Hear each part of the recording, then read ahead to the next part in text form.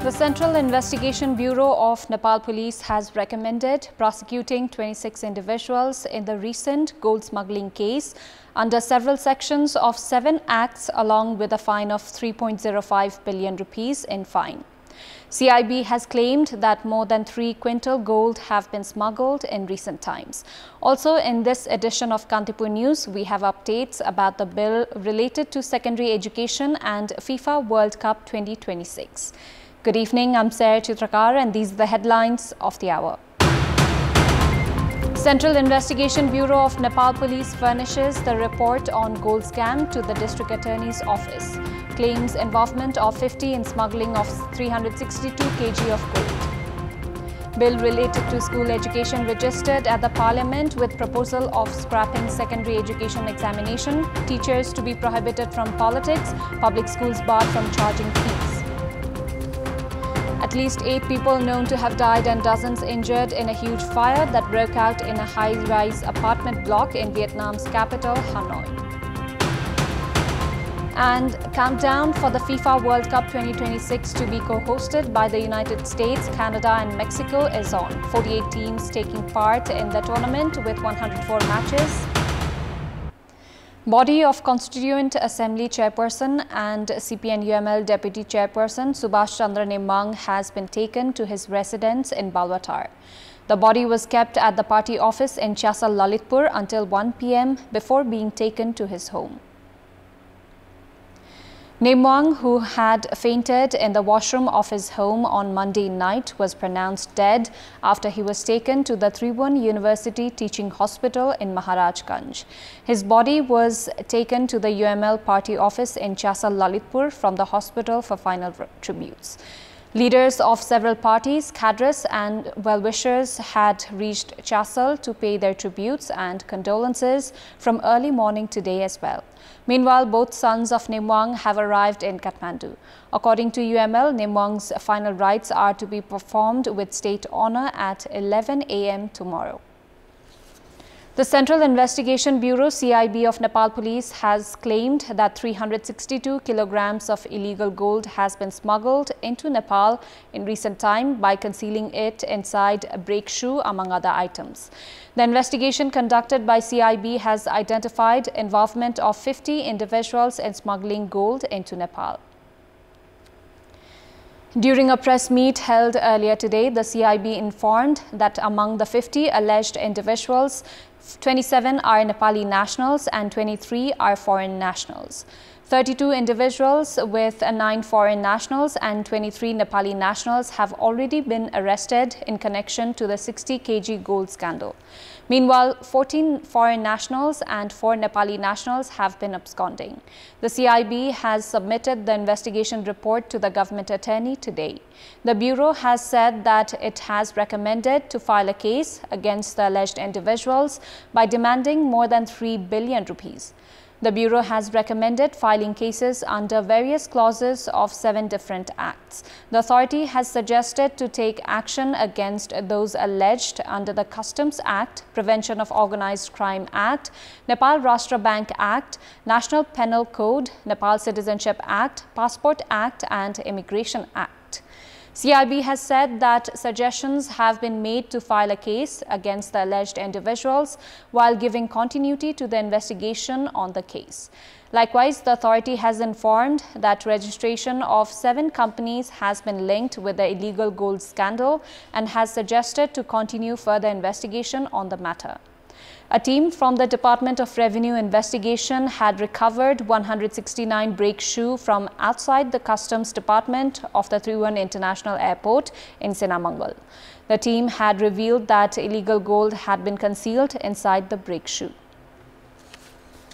Rashtriya Prajatantra Party has staged a protest with its demand of curbing corruption and inflation. RPP had staged the protest in the capital earlier today. The party had organized an assembly in the capital's Prikuti Mandap with the demand of curbing corruption and inflation. Likewise, RPP has demanded to declare Nepal as a Hindu nation and scrap federalism. Prior to the protest assembly, leaders and cadres of RPP had organized marches from different parts of Kathmandu.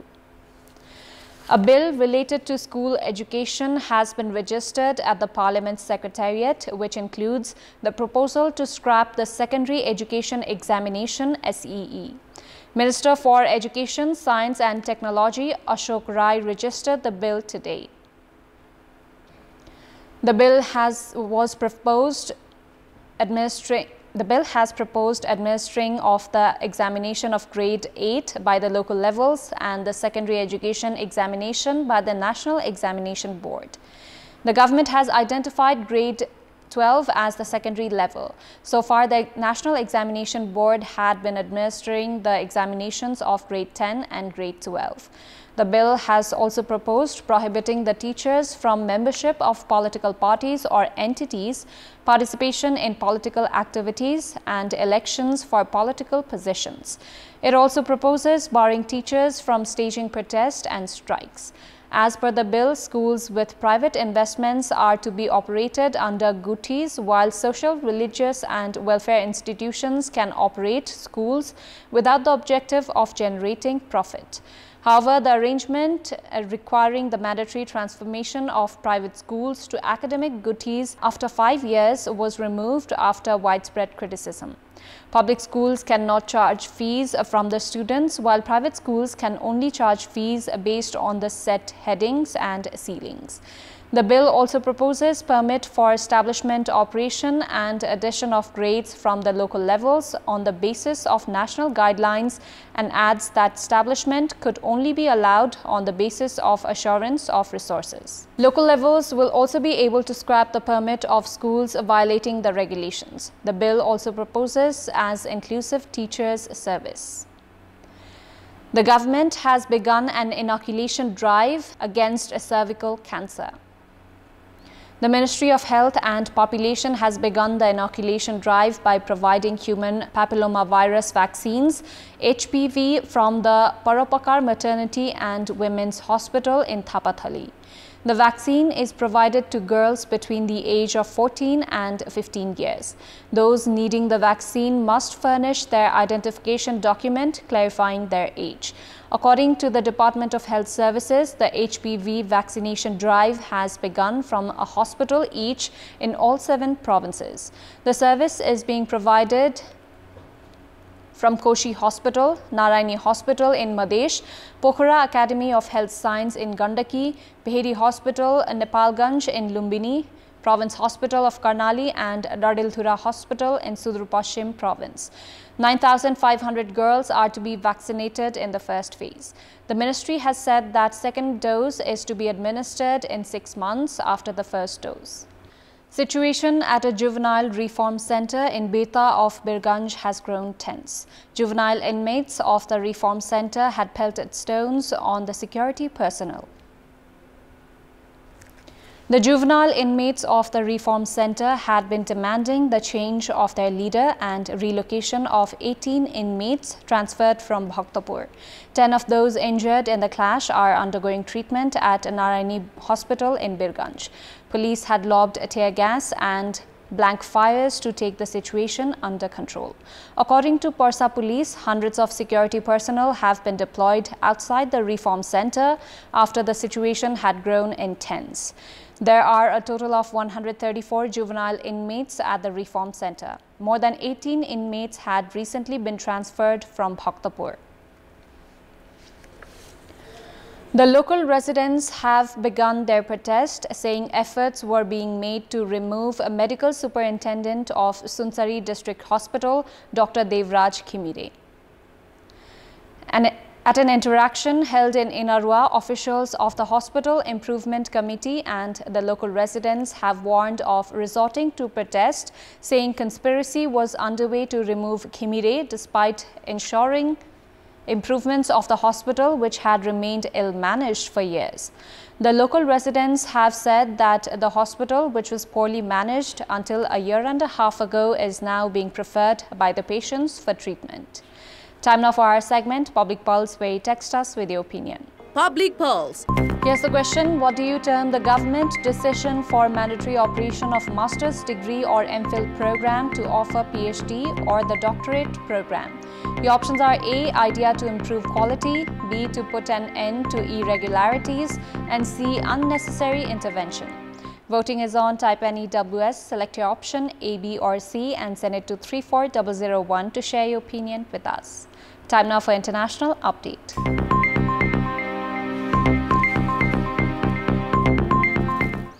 At least 8 people are known to have died and dozens injured in a huge fire that broke out in a high-rise apartment block in Vietnam's capital, Hanoi. State media said around 70 people had been rescued from the 9-story building, with many taken to hospital. The fire, which broke out during the night, has been extinguished, but rescue operations are continuing. Authorities in fast-growing Hanoi say many newly built apartments do not meet fire safety regulations. The city's population has quadrupled in the past 20 years. Residents described hearing a loud bang at around 11 p.m. local time and then seeing black smoke rising through the building. One family say they had to escape by smashing the metal railings blocking their window and putting a ladder across to a neighbor's building. 15 fire engines were sent to assist but could not get close to the burning apartment block because the alley it was in was too narrow. The blaze highlights the challenges of managing fire safety in the region's fast-growing and poorly regulated cities. Almost exactly a year ago, 33 people died in a fire at a karaoke club in southern Vietnam where windows were bricked up, blocking escape. There have been many similar tragedies in other Southeast Asian countries like Thailand, where regulations were found afterwards either to be inadequate or, in many cases, simply not enforced. Meanwhile, flash floods triggered by heavy rain in Lao Cai province, a mountainous region north of Vietnam, killed 3 people and left 7 others missing. The local weather service said heavy rains from late last night until early today led to high water levels in some areas. Local authorities were searching for those still missing and repairing infrastructures damaged by the floods. An overnight fire in a care home for the elderly in the northern Spanish region of Asturias killed 1 person and injured 27. The fire started on the first floor of a 3-story building, emergency services said, while the cause was unknown. When firefighters arrived, flames had spread through the first floor of the building. The fire was especially intense in the room where rescuers later found the victim. A 46-year-old worker was in serious condition, while 26 people suffered slight injuries. Planes carrying Algerian search and rescue teams landed in Tripoli's main Mitiga airport earlier today, arriving to help Libyans after a powerful storm swept whole neighborhoods out to sea, with thousands already confirmed dead and many thousands more still missing. The flood torrent unleashed by a powerful storm on Sunday night that burst dams obliterated around a quarter or the Mediterranean city of Derna. Whole multi-story buildings were swept away with sleeping families inside. Rescue operations are complicated by deep political fractures in the country of 7 million people that has yet to rebuild a strong central government since the NATO-backed uprising that toppled Muammar Gaddafi in 2011. Taiwan's defense ministry said it spotted 28 Chinese Air Force planes in its air defense zone this morning, part of what Taipei called regular harassment by Beijing amid heightened tensions across the strait. The ministry said Chinese warplanes, including J-10 fighters, flew into the southwestern corner of the island's Air Defense Identification Zone, or ADIZ, beginning at around 6 a.m. local time yesterday. Some of the Chinese aircraft crossed the Bashi Channel to carry out drills with the Chinese aircraft carrier, the Shandong in the Pacific, the ministry added. Democratically governed Taiwan, which China views as its own territory, has complained in recent years of stepped-up Chinese military activities near the island as Beijing seeks to assert its sovereignty claims.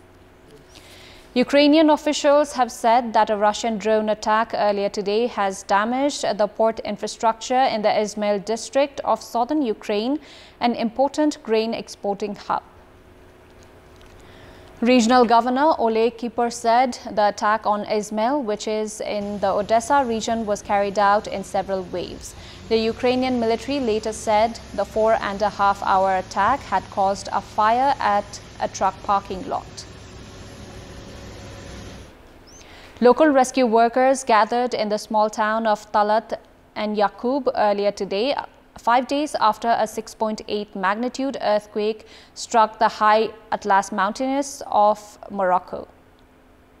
Many survivors have been struggling in makeshift shelters since Friday when the earthquake struck. The situation was most desperate for people in remote areas cut off by landslides triggered by the earthquake that blocked access roads, while in accessible locations, relief efforts were stepping up with tent camps and distribution of food and water. U.S. Census Bureau report has stated that the poverty rate in the United States rose to 12.4% in 2022, with child poverty more than doubling that of 2021. The Supplemental Poverty Measure (SPM), which measures whether people have enough resources to cover their needs, increasing by 4.6 percentage points in 2022 from a year earlier. The data also showed that the child poverty rate more than doubled from 5.2% in 2021 to 12.4% in 2022.